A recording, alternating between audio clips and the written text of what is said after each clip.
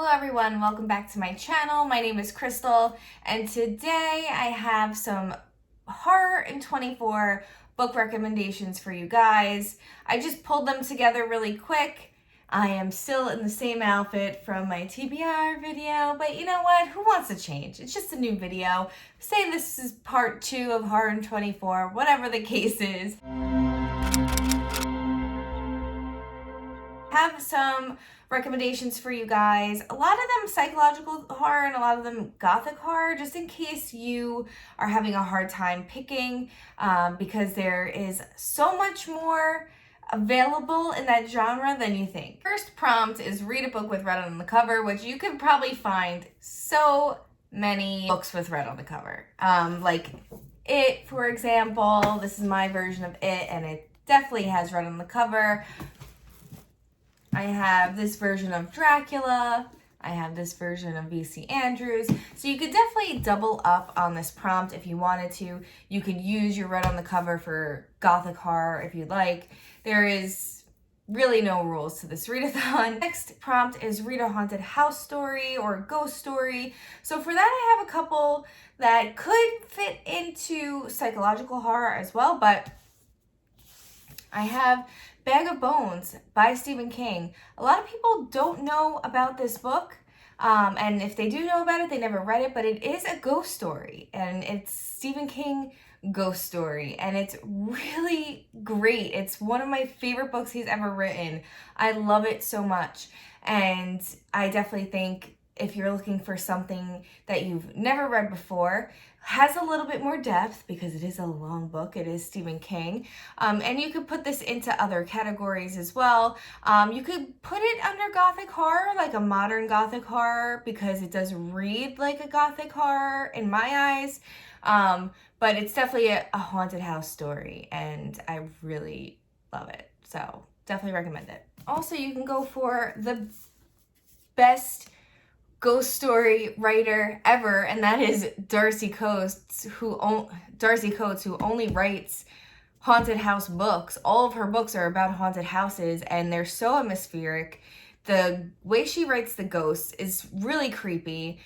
She just knows how to write ghosts. I believe the author grew up in like a haunted house or something like that, so she really knows how to write it, and I absolutely love all of her books that I've read. I read The Haunting of Ashburn House. I didn't love it. It's not my favorite one that she's done. The Carrow Haunt I really liked because it starts off with like a paranormal investigator going to a house, and there's like a house tour, and it's really, really cool. So The Carrow Haunt I definitely recommend as well. You could get all of Darcy Coates' books free on Kindle Unlimited. So if that's something that you use, if you use Kindle Unlimited, you love your Kindle, then you could read her books for free. So what better than that? You don't have to purchase a book for the read-a-thon. Another book that I have for haunted house story would be Kill Creek by Scott Thomas. This also works for red on the cover. It's on the cover. This is a great double up book. Super scary, super fun. Love this book so much. If you could see the really creepy two women on the top of the haunted house. It's about writers who kind of come together for this podcast or this like author interview about like horror writers, and they come together and they stay in this house and weird things start happening. It's a great story. I read it 2 years ago. I love it so much. It's a bit gory, so it's definitely on the freezer side of things. If you're someone who listens to Books in the Freezer podcast, it's definitely has freezer content in here. It's super scary, and there's some gore and gross parts in here, but I highly recommend this book. It's a perfect horror book, and it's a great summer read. I just feel like it fits with this time of year very well. The next prompt is read a book with supernatural creatures in it, and that I have Salem's Lot by Stephen King. This is an excellent vampire story, and it's an original vampire story. It's almost like if Dracula came to the United States kind of thing, in modern day. Really, really good book, and it will stand the test of time, I think. So this is a great recommendation. It also fits for red on the cover. Well, at least this copy of it does.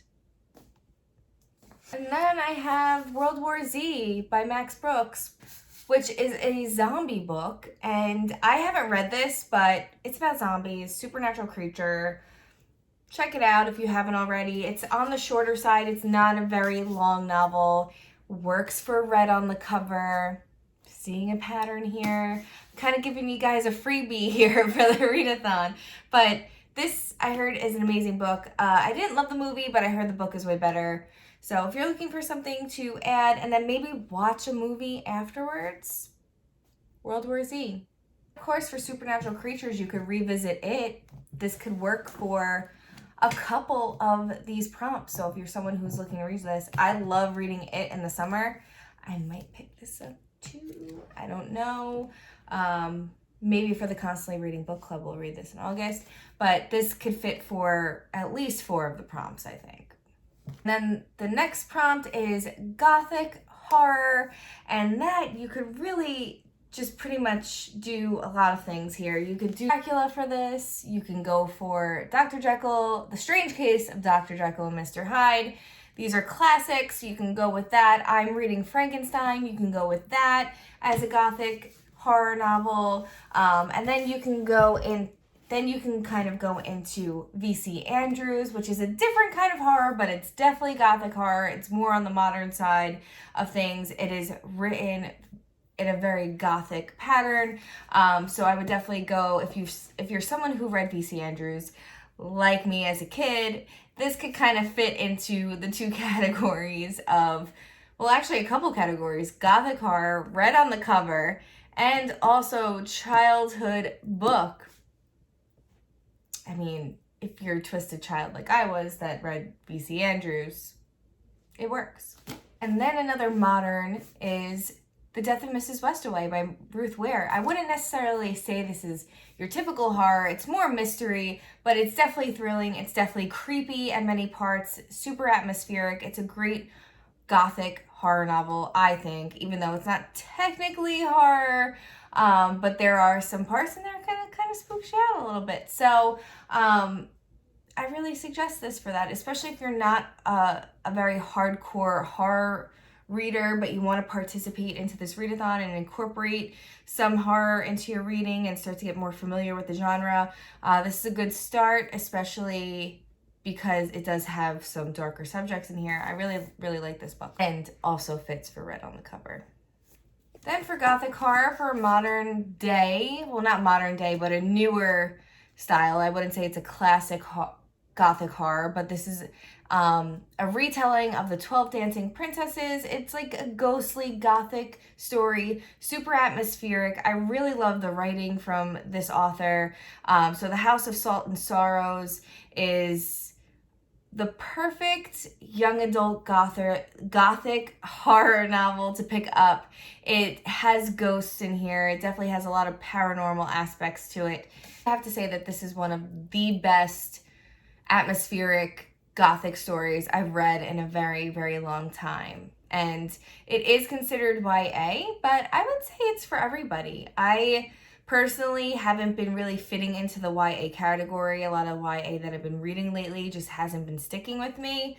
But for some reason, this book really spoke to me. I really enjoyed it. So if you're looking for something to add to Gothic horror and you don't want to read a classic, I suggest picking this up. It's not really that long either, and it's really easy to read, but it's super spooky. The next prompt is read a psychological horror, and for that I would say A Head Full of Ghosts by Paul Tremblay is a really, really good one. The Exorcist, which I'm reading, is a really, really good one. And anything really by Dawn Kurtiga. She is another YA writer, YA horror writer. Her books are great, and they do play on the psychological aspect of things. You could also read The Death of Mrs. Westaway for that. That's another type of like psychological thriller. You could pretty much go for any psychological thriller. It involves 3 students, and one of them is dead, and it takes place in a psych asylum, like after the fact, and you're kind of piecing together the story. So this is a really good book for that. I'll read you what it says in the back since it's been such a long time since I read it, and I'm really not good at explaining things. I'm just like, here's a book for you to read. Just read it. It was good. 2 decades have passed since an inferno claimed the lives of 3 teenagers and caused Carly Johnson to disappear. The main suspect, Caitlin, the girl of nowhere. Caitlin's diary, discovered in the ruins of Elmbridge High, reveals the thoughts of a disturbed mind. But many claim Caitlin doesn't exist, and in a way she doesn't, because she is the alter ego of Carly Johnson. Debut author Dawn Kurtiga masterfully weaves together a thrilling and terrifying story using psychiatric reports, witness testimonials, video footage, and the discovered diary. And as the mystery grows, the horrifying truth about what happened the night of the fire unfolds. So I think all of Dawn Kurtiga's books are like mixed media books. So that makes it really fun to read. And you feel like you're solving the mystery yourself. So this is a great way to introduce yourself into the horror genre because it is YA, so it is on the lighter side of things. Also, it's a good way to introduce yourself into mixed media type of stories because it's not so heavy on the fact of that. And also, it's a good way to introduce yourself into a thriller type of style book as well.